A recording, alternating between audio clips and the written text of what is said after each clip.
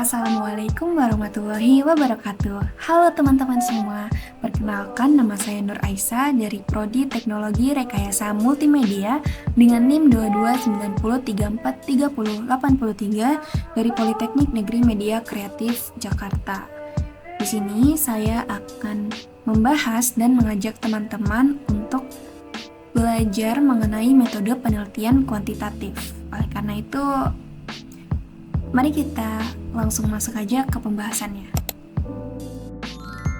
Sebagai pendahuluan, pada video pembelajaran ini kita akan mempelajari metode penelitian kuantitatif. Metode ini banyak sekali digunakan dalam bidang pendidikan, sosial, ekonomi, dan bisnis karena mampu menghasilkan data yang objektif dan terukur.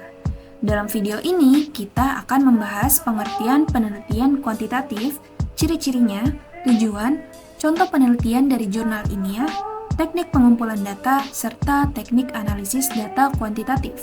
Dengan memahami materi ini, diharapkan aku dan teman-teman semua dapat mengenali dan menerapkan penelitian kuantitatif secara tepat. Kita masuk ke topik pembahasan pertama ya, mengenai pengertian penelitian kuantitatif. Penelitian kuantitatif adalah metode penelitian yang menggunakan data berbentuk angka untuk menjelaskan, mengukur, dan menganalisis suatu fenomena. Data tersebut diperoleh melalui proses pengukuran yang jelas dan tentunya sistematis. Dalam penelitian kuantitatif, peneliti bekerja secara deduktif. Apa ya deduktif? Nah, deduktif itu maksudnya berangkat dari teori yang udah ada, kemudian merumuskan hipotesis untuk diuji melalui data empiris. Hasil penelitian ini diperoleh melalui analisis statistik sehingga bersifat objektif dan terukur.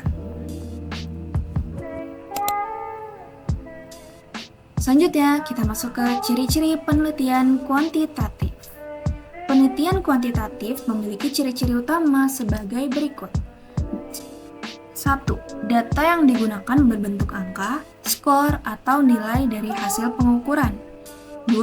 Variabel penelitian dirumuskan secara jelas dan terukur, misalnya variabel bebas dan variabel terikat. 3. Instrumen penelitian seperti angket atau tes disusun secara terstandar. 4. Penelitian kuantitatif menggunakan analisis statistik untuk mengolah data. Yang terakhir, hasil penelitian memungkinkan peneliti membuat generalisasi. Artinya, hasil penelitian itu nantinya cenderung sama jika penelitian serupa dilakukan dengan prosedur yang sama setelahnya.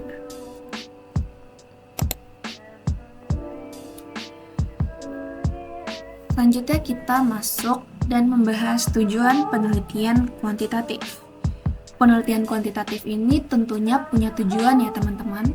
Tujuannya yang utama adalah untuk menguji hipotesis. Nah, hipotesis itu merupakan dugaan sementara yang disusun berdasarkan teori yang sudah ada. Selain itu, penelitian kuantitatif juga bertujuan untuk mengetahui hubungan atau pengaruh antar variabel secara terukur. Dengan analisis statistik, peneliti dapat menarik kesimpulan yang objektif dan digunakan sebagai dasar generalisasi. Artinya apa ya? Artinya, hasil penelitian dapat berlaku secara luas apabila penelitian serupa dilakukan. Peneliti dapat menarik kesimpulan yang objektif dan mengurangi unsur subjektivitas dalam penelitian.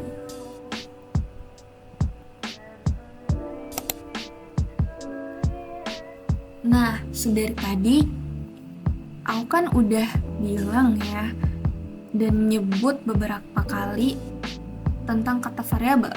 Nah, sebelum masuk ke pembahasan selanjutnya, kita bahas dulu variabel itu apa. Jadi, di dalam penelitian kuantitatif, variabel memiliki peran yang sangat penting. Variabel sendiri adalah segala sesuatu yang dapat diukur dan memiliki variasi nilai. Dalam penelitian, terdapat dua jenis variabel utama, yaitu ada variabel bebas dan juga variabel terikat. Variabel bebas sebagai variabel yang mempengaruhi, sedangkan variabel terikat yaitu variabel yang dipengaruhi oleh variabel bebas. Sebagai contoh, dalam sebuah penelitian tentang iklan dan penjualan, iklan akan berperan sebagai variabel bebas, sedangkan penjualan sebagai variabel terikat. Hubungan antar variabel inilah yang diuji secara statistik dalam penelitian kuantitatif. Kenapa sih variabel bebas ini dikatakan mempengaruhi variabel terikat? Karena ketika variabel bebas ini kita lakukan penyesuaian baik secara quantity, itu nantinya akan mempengaruhi si variabel terikatnya. Begitu. Misalkan di sini ada contoh penelitian tentang iklan dan penjualan. Iklan merupakan variabel bebas. Kita permisalkan jika iklan diperbanyak kuantitinya, disebar sebanyak-banyaknya, seluas-luasnya, kemungkinan yang akan terjadi penjualan bisa saja akan semakin meningkat atau akan menurun. Maka dari itu, variabel bebas dikatakan mempengaruhi variabel terikat.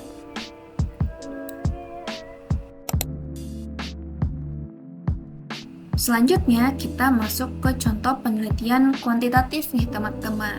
Nah, untuk contohnya di sini ada sebuah judul dari jurnal yang berbunyi pengaruh advertising dan sales promotion melalui Facebook Ads terhadap volume penjualan yang diterbitkan dalam jurnal Comserva.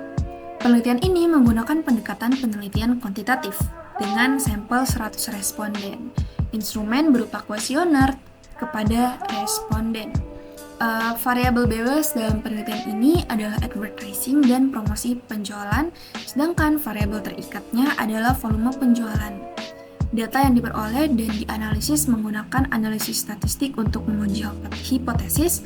Hasil penelitian menunjukkan bahwa periklanan memiliki pengaruh signifikan terhadap volume penjualan. Namun, penelitian ini hanya dilakukan pada responden di wilayah Jabodetabek, sehingga perlu perhatian pada konteks aplikasinya. Contoh penelitian tersebut menunjukkan bagaimana penelitian kuantitatif bekerja secara deduktif, terukur, dan sistematis. Nah, selanjutnya teman-teman, kita masuk ke pembahasan mengenai teknik pengumpulan data. Dalam penelitian kuantitatif, teknik pengumpulan data bersifat sistematis dan terukur. Beberapa teknik umum yang seringkali dipakai adalah: pertama, kuesioner atau angket, yakni responden menjawab pertanyaan tertutup yang dapat diubah menjadi angka. Kedua, tes, yakni digunakan untuk mengukur kemampuan atau performa responden. Ketiga, observasi terstruktur, yaitu pengamatan dengan pedoman yang jelas. Yang keempat, ada dokumentasi, penggunaan data sekunder seperti laporan keuangan atau angka penjualan.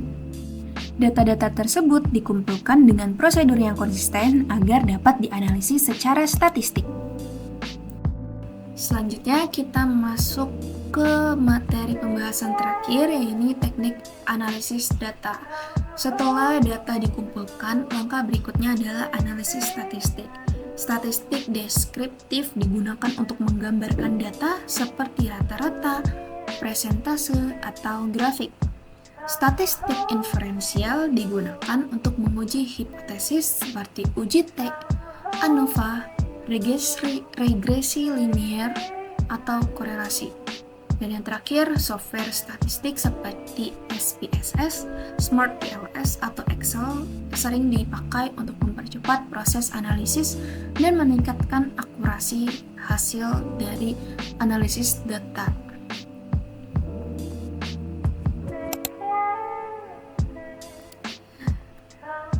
pada akhirnya kita sampai ke slide terakhir, yakni penutup. Sebagai kesimpulan, penelitian kuantitatif adalah metode penelitian yang sistematif, deduktif, terukur, dan menggunakan data angka untuk menguji hipotesis. Dengan metode ini, peneliti dapat menarik kesimpulan yang objektif dan melakukan generalisasi jika prosedur yang sama ditetapkan dan diterapkan di konteks yang berbeda.